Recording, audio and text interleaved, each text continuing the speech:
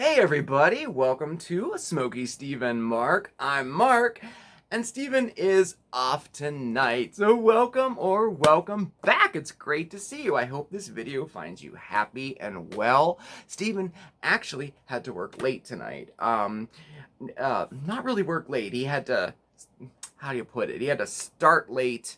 Like instead of working 9 to 5, he's working 12 to 8. Know what I mean? And he's actually out of town. He had to travel tonight to go to a facility, but not that far. The town is about a half hour, 40 minutes from here.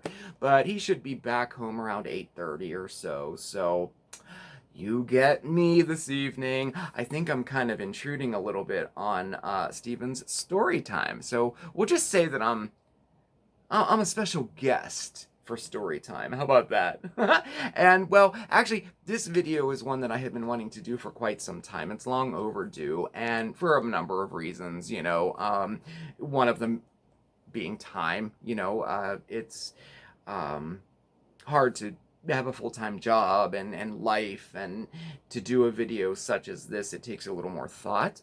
And also, I'll admit it, procrastination. I still get very uncomfortable talking. I know, shocking, right? Shocking. Me, uncomfortable talking. But when it's personal, it is a little uncomfortable for me, and I get nervous and I stumble on my words and all that.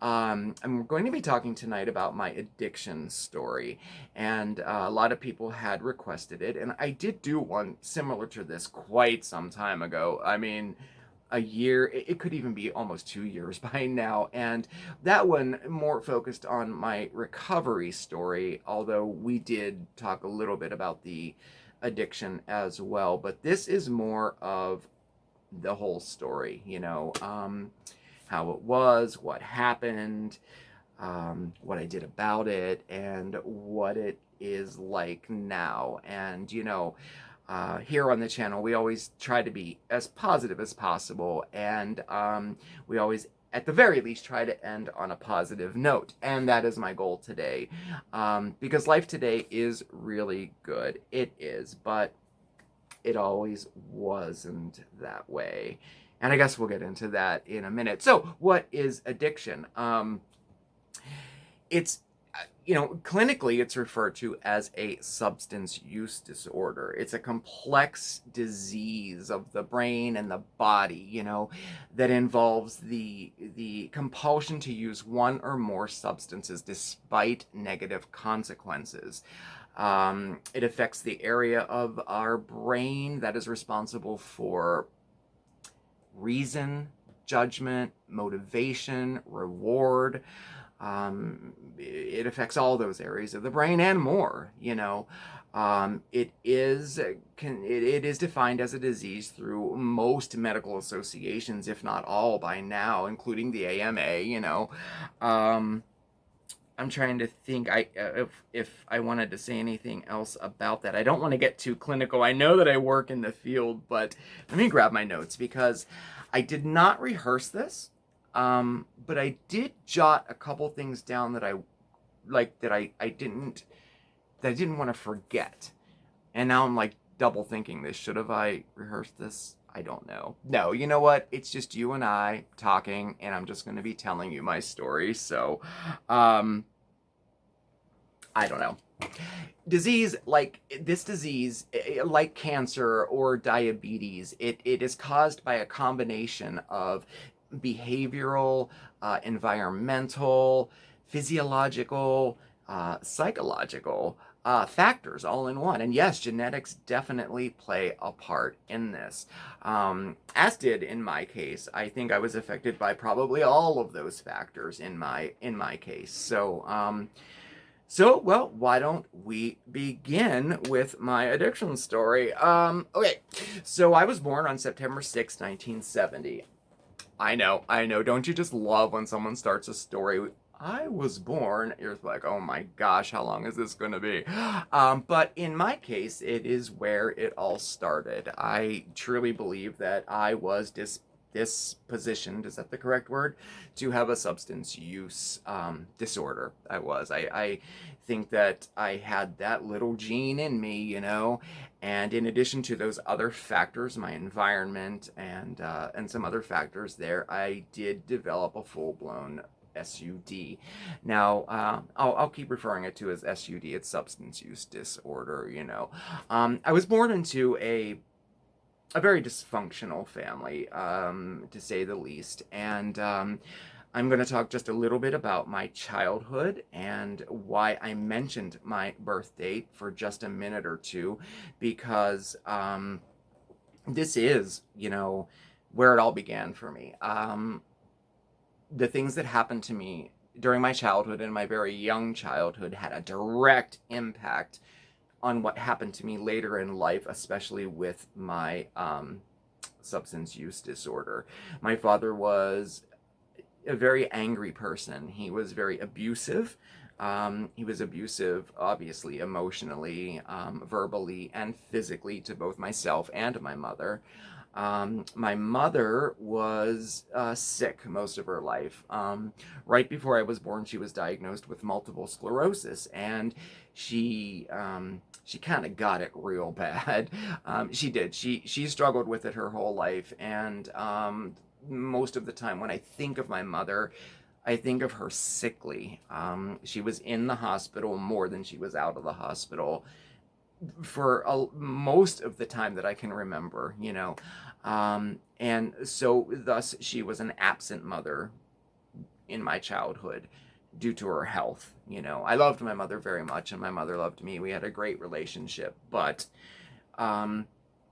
she wasn't there. She wasn't there as a mother. I did not have a traditional mother, nor did I have a traditional father. My father was very abusive, and that stuff, all that stuff that happened was ingrained in my brain. And you know, for example, I said this in other videos, but I have to say it again because it was very traumatic to me, and it stuck with me to this day. My earliest childhood memory is of my father hitting my mother across her face, and the blood splattering across my face from my mother. And I can see it like a photograph right now, you know. And you know, that gives you a little idea of what my childhood was like. It was, when I think back at that time, I have the ability today to like remove myself from myself, you know, and take a look at that time as a separate person. And I see that little boy, and my heart goes out to him, because what I see is a very, very frightened little boy.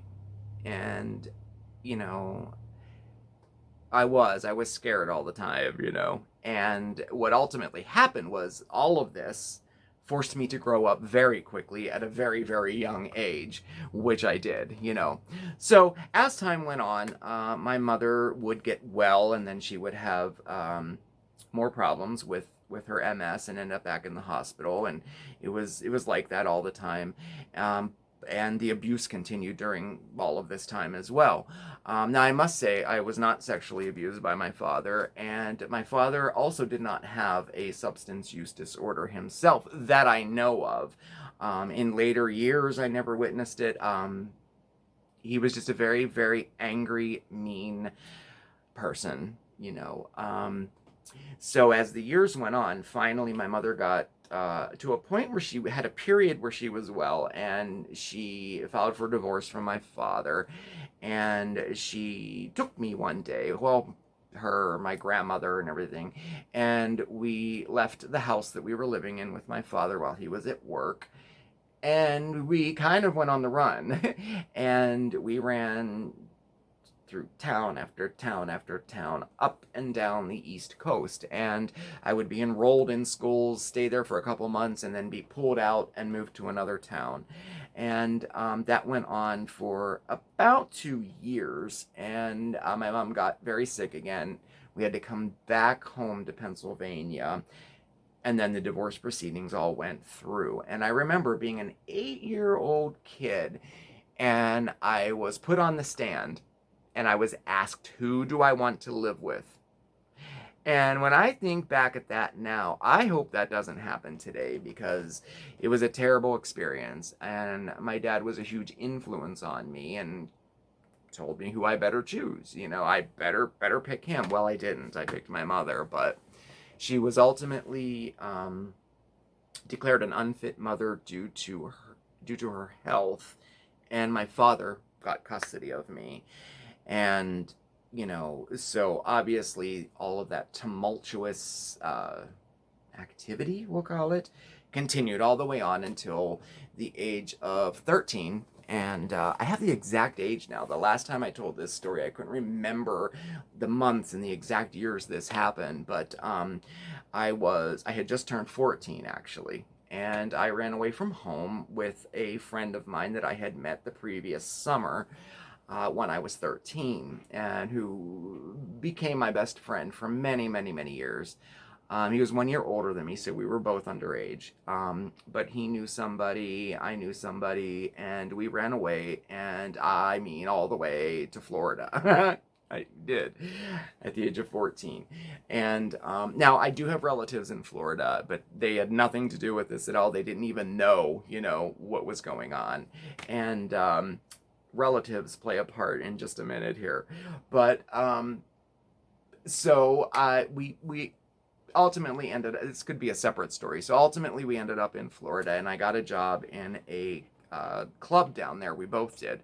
And I was dancing for a living, and lasted about 4 months or so. It was around the holidays. I'm trying to remember the exact dates or anything. When my relatives in Florida came into the club and physically got me out, and they weren't happy. They understood what happened. That's when the cat was out of the bag. I said everything that was going on at home. I said I was not going back there, so agreements were made, whatever. I came back to Pennsylvania and ended up living with my grandparents for the rest of the time then. So I was very lucky that I didn't get in trouble in Florida. I was very lucky that I didn't get involved in drugs in Florida. I didn't. I was also very lucky that I didn't end up prostituting myself to earn money. I have a guardian angel. I have to, because I saw it there. I saw other people there. The majority of the people who worked there were underage. And I guess it was a different time. I don't know. I can't imagine that happening now. And at that age, I was like, hey, let's do it. I don't know, whatever. It seemed exciting. It seemed like an escape. But obviously it wasn't, So while in Florida, I had my first drink. It was a wine cooler. And I remember I liked it. And I remember thinking, oh, wow, this is great. Now, I didn't have another drink for many years after that. It was one wine cooler, but I distinctly remember the feeling and the taste. And I remember liking it a lot. So at this point, we're just going to fast forward a little bit. I came back home to Pennsylvania, lived with my grandparents, went to high school. I had a pretty good high school experience. I did. I was involved in theater and like a lot of clubs they had in there. I had a lot of friends. It was an okay time for me. Around that time, I experimented with alcohol again. More of the hard stuff, probably more than I should have, because I have an addictive personality. What, started off as drinking on a Saturday night or raiding my grandfather's bar down in the basement came to be all weekend. And then it came to be a little bit more, maybe on a Wednesday night. Oh, heck, the weekend can start on a Thursday, right? So, I would drink, and what we would do, my best friend and I would raid my grandfather's bar, whiskey, and we would replace the whiskey with iced tea and seal it back up and put it on the shelf. Now, my grandfather wasn't a drinker at all. He had a bar more for show, and some of these bottles were very old, and it came out years later he found out what I had done. But at that time, it was free alcohol, But still, I did not have many negative consequences from drinking. I never really had a problem with drinking. I don't drink now at all. I don't like it. It was never my thing, you know. I also experimented with marijuana in high school, and I liked it. And that continued on through college and in my early 20s. And I was a pothead. Oh, yeah, I was a burnout. I was a hippie burnout, definitely all the way. But still, again, you know, the consequences were very minimal, you know. My first introduction to hard drugs were pain pills. They were, yeah, Percocets. Oh, my. My grandfather gave me my first Percocet. It was a 5 milligram Percocet, and my grandfather had a lot of health issues himself. He had a shoulder replaced, a hip. He had a lot of health issues that required him to have pain medication. You know, I mean, he was in his 70s and he had chronic pain. You know, and I had a terrible headache that day. It probably was a migraine. We didn't really know at that time, but I had a very bad headache and nothing was working. And he gave me a Percocet, and I took the Percocet, and it worked a little too well. I had felt that I had arrived. For the first time in my life, I felt okay to be in my own skin. I can't explain to you how it changed me, how I felt by taking it. Of course, you know, you can describe it as, you know, a false sense of well-being or euphoria, you know, and it was all of that. It was a feeling throughout my whole body, but more than that, I felt like I belonged for the first time, like I belonged in this world, like, you know what I mean? And, you know, why I say that is because I mentioned the abuse growing up, right? And, you know, as a child, when you're told over and over again that you're not worthy, that you're a fuck up, that, you know, all those negative things that were always said to me, it molded me as I continued on in life. You know, I was always seeking somebody to protect me. I was always seeking that love and belonging that we all need. I always was seeking that place to fit in, you know? And this one little Percocet did that to me. Now, later on in life, of course, I had to address all of this. You know, I had to address my feelings about my father, which I did, you know? And this is not about bashing him or anything like that. I came to terms with this a long time ago. But I did have to come to terms with that. I had to come to terms with all of that. And one of them was self-worth. And when you're talking about issues like self-worth, self-esteem, and self-confidence, I mean, those are big issues, you know, and they're not fixed overnight. And they're certainly not fixed with a pill, but it felt as if it was at that time, you know. So I liked that feeling, and it quickly snowballed. I was 28 years old at that time, a little late for developing an issue like this, but that's how it happened with me. And so, you know, without getting into everything that happened, it snowballed, and I was drug seeking, you know, within a very short amount of time. Within a year, I had my own doctors prescribing me Percocets. A lot of you know I was involved in the theater. I owned my own community theater company for about 15 years back then. And I found a doctor who I told, you know, I was a dancer. I was about ready to go on a national tour with this show. And I had a tiny little cyst on my foot. I mean, a tiny little cyst. It didn't bother me whatsoever. I told him it did. I would go into the doctor's office after pounding it and rubbing it and making it look red and making it look painful, but I didn't touch it. This is the way it looks all the time, and it hurts. I can barely walk. And I kept saying, I need something for pain temporarily just to get through this tour. which was 6 weeks, by the way. And he wrote them for me. He wrote, 120 Percocets. I would call back. I would get 60 Percocet. I would go to different pharmacies, so the pharmacies wouldn't know, that I was getting too many, but ultimately the doctor did cut me off, gave me a 1 month supply and said, that's it. You either need surgery on this or we're done. And I was into my addiction at that point, and I considered it. I'm like, maybe I should go through with the surgery. And then I kept thinking, well, what if they, find out that it's really nothing? Or what if it's, I did have x-rays and stuff like that done, and it was a tiny little cyst on the top of my foot. It was nothing. I never even had it taken care of. I don't even have it now. Like, it was nothing, really. But anyway, okay, let's fast forward here. I'm getting on to that because I still can't believe I did that, right? Okay, so anyway, it got worse. I started stealing them off of my grandfather, to the point where he was running short. I would take that many of them, and then I found out that you could buy them off the street, through a friend and through a friend's friend and all of this, and then it became expensive. And then I remember the first time I figured out that I was addicted.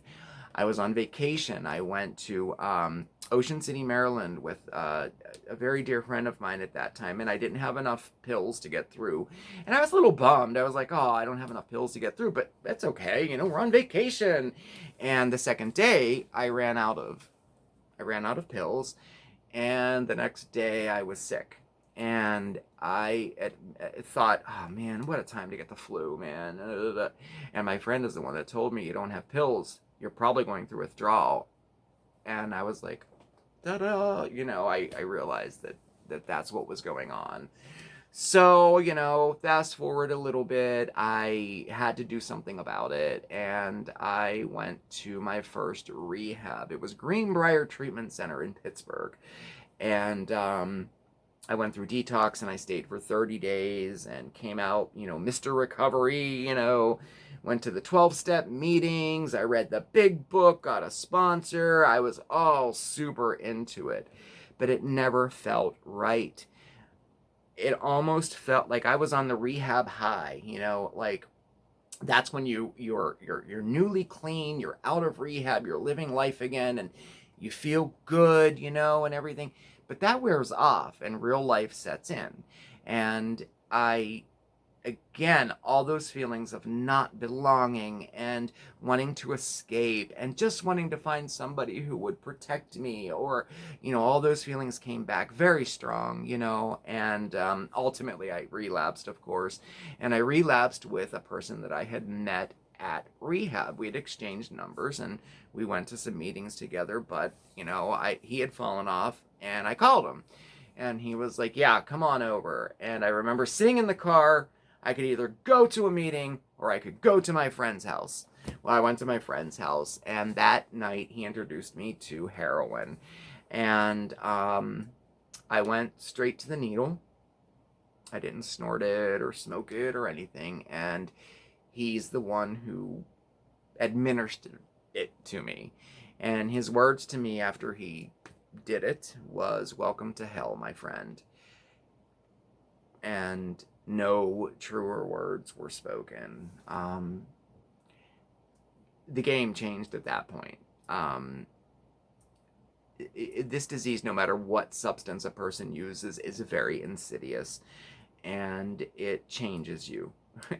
And once I started using heroin intravenously, everything changed for me. And what followed after that were losses of jobs, having no money, no car, not caring about pretty much anything except trying to get my next drug, legal problems, being arrested, jails. They say in the rooms of AA and NA, the only outcome of addiction is jails, institutions, or death. And that's true too. I did all three of them. I OD'd, I've been in jail, and I've been in multiple facilities, both psych wards and rehabilitation centers.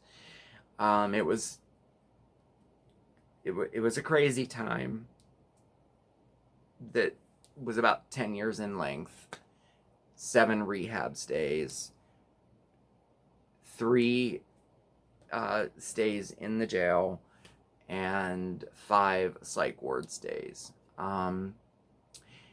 The OD, the overdose, I had a couple of them. The serious one was actually on using the drug fentanyl.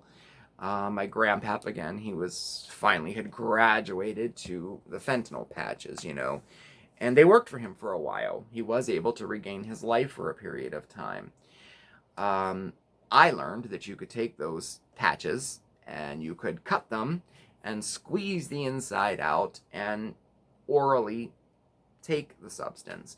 But fentanyl is a dangerous, dangerous drug. It is extremely, extremely potent, and it will cause you to stop breathing in a heartbeat, which is what happened to me one evening. I had used some, and I had went up into my shower, and the next thing I remember, I wake up surrounded with paramedics on my back with a needle in my chest and vomit all over me. And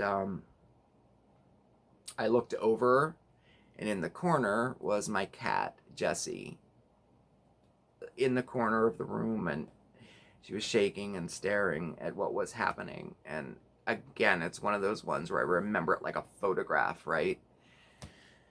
And I kept going in and out of consciousness, and every time I would wake up, I would be in a different position, and I was vomiting, and and there was a paramedic in front of me that was trying to clear my airway, and finally they got me stable and took me down and took me into the hospital. I ended up in the hospital for 4 days after that, and that's considered a war story. When people tell their addiction story, they these type of things that are like this are called war stories, and it's very uncomfortable for me to talk about war stories, and there's a lot of them. I've been told so many times, you just don't look like the person who would be addicted to drugs. You don't look like a person who would use a needle, who would have used heroin, who would, and when I think about it, I'm like, yeah, I know, right? Like, I can't believe it myself. Like, it changes you, and I learned very early on, never say never, right? I was always the person that said I would never do that. I would never use drugs. Then I would use drugs, and I say, well, I would never put a needle in my arm. I did it. Well, I would never smoke crack. I did it. Never say never. Oof. Harsh lesson to learn, right? But anyway, moving along, I'm not sure exactly how I finally got it. Okay, I don't know. But I did go into treatment, and I met Steven, actually, at this treatment facility. And we were in Bellevue, Pennsylvania, in the middle of Amish country, in a house that was converted into a treatment center, and there were 18 men there. And it was closed quarters, the middle of winter. It was very tight, hot in the house all the time, freezing outside, But I don't know. I hated it there. But something happened. I'm not sure what. Because I took it more seriously at that time. I went into that rehab with nothing. No place to live. Not a penny in the bank. No car. No friends. Nothing I went into there with. And I had to build it all back, which I ultimately did, I went to a halfway house following that, and stayed there for 3 months. And then kind of went on my own and ended up staying in touch with Steven after that. We went our separate ways, but we stayed in touch that whole time, and we stayed friends for a few years after that. And then I had one more relapse, and I caught it fairly quickly. I went out for a few weeks, and pretty much picked up where I left off, with all of that. And at that point, I was introduced to a facility that we used MAT, which is medication assisted treatment. And that is where it's a multifaceted approach to substance use disorder where they use medication like Suboxone, Subutex, methadone, Vivitrol. There's a lot of different medications that are used for MAT. And it worked for me. It was the only thing that worked for me. And they prescribed Suboxone to me, and I was on that for a period of time. And what it did was it gave me the distance that I needed from my active substance use to non-active substance use. It gave that distance in there that I needed to get my mind together. When you recover from addiction, it takes a long time. You can have post-acute withdrawal symptom a year, 18 months after your last use of drugs. Your brain has to rewire, your body has to heal. And this medication allowed that to happen for me, and I'm very grateful for that, so nonetheless, I ended up calling Steven up and saying, hey, I need a place to stay for a little while I get myself together. Can I come and stay with you for a few weeks? And he said yes, and a few weeks turned into 10 years, and engaged, and we're very, very happy together. And so, I am very grateful for that last rehab. Even though I had relapsed afterwards, a seed was planted, and something took, and I met the most important person in my life right now. So the only good thing that came out of my addiction was that. Now I can argue the fact that throughout the addiction and the the healing process over and over again, the multiple rehabs and things like that, and the therapy and all of that, I was able to address situations like my father and the feelings behind that, like self-worth and self-esteem and self-confidence, those things that are so debilitating for me. Even today, I do still struggle with that, but it's much better. But I gotta watch it, because I do struggle with it today still, Even today, right before making this video, I'm like, who's gonna want to hear me? Your story is nothing. You're not gonna help anybody. Negative self-talk, I still struggle with all of that today, but I do at least have one foot, on the ground, you know what I'm saying? But anyway, so, yeah, do I regret ever picking up that first drug? Well, that's a hard question to answer. I will say this. I've heard people say over and over again, oh, I don't regret anything I did in my life, and I'm grateful for my addiction because it made me the person I am today. Well, real life for me is that I absolutely regret picking up that first drug. I absolutely regret all the people that I hurt. I regret all the years of my life that I lost to this disease. I regret it. At the same time, I absolutely am so grateful for the person I've become, the person who I have in my life now, Steven, and the wisdom that I have now. Today, I work in the field. I pretty much counsel people who have a substance use disorder, and I help them, and which is something I never thought that I would do, but it feels right to me, and I was able to build my life back. There is hope. There's hope beyond addiction. Absolutely. I am living proof, and I will say that for the rest of my life. I was able to get my life back together financially. I actually have credit cards today. Wow, that was something that I didn't care about, and something that was not even possible for so many years, you know. I do have some physical problems now with rheumatoid arthritis and things like that, but overall, my health is okay. I'm in a healthy, committed relationship. We're engaged. We're going to be married. I have, for all intent and purposes, I have a son, Bandit. um, and I give back the best that I can, not only through my job, but in my personal life as well. I try to be as giving and as supportive, you know, as I can.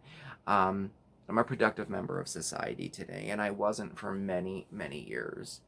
Um, and I'm very grateful for that, you know.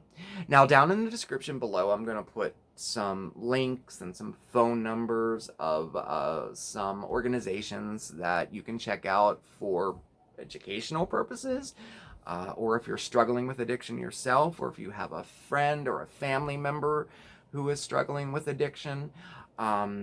I can answer any questions you may have regarding MAT.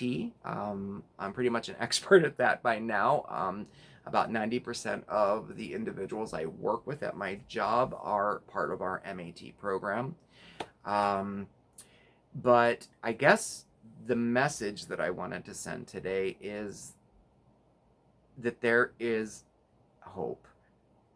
Absolutely, there is hope. And if somebody like me could do this, anybody could do it.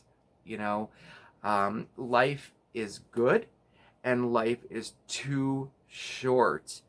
We need to cherish every single minute of it, you know, or it will be taken away from us in one way or another, you know. I think I covered everything. I hope, you know. And I do hope that you enjoyed the video today. Maybe give you a little more personal information about me. You know, I don't usually talk about myself too much. I'm probably going to listen to this back and see if I forgot anything or skipped over anything. Of course, there are countless war stories that I didn't talk about, you know. There are so many rehabs that I didn't talk about. There's so much that I didn't talk about. But I do think the important thing about it is the recovery aspect, is, you know, that there is hope. You know, there are so many organizations and so many different programs out there now that can help people who are struggling, both family members and individuals who are struggling themselves. It's not just the only way is AA and NA. There are many, many, many different routes to recovery or pathways to recovery today. You know, your life doesn't have to be going to a meeting every single day. You know, you can get your life back if you are struggling, and it's absolutely possible. And it's so worth it, you know. I'm not going to sit here and tell a person who is struggling that if you don't quit, you're going to die. Now, to a normal person, those words would resonate, and, you know, I'm going to lose my life if I don't, But for a person who is struggling with a substance use disorder, those words don't matter. I was told that so many times. My response to that was, I hope I do. I don't want to see anybody say that. So, anyway, that was my addiction and recovery story. I hope maybe you were able to take something away from that. I'm sure I could have said a lot more, you know, but I didn't. So, everybody, thank you so much for watching. I really appreciate it. Oh my gosh, especially if you made it this far. Bless you, my child. Bless you. Definitely check us out over on Facebook at SmokeySteveAndMarc. We're over on Instagram at SmokeySteveAndMarc. All of our contact information is listed right below. That's our P.O. box and our email address. If you have any questions or anything about anything that I said tonight, definitely shoot me an email. It's the best way to reach me, and I'll do my best to get back to you. I've been trying to be a lot better with that.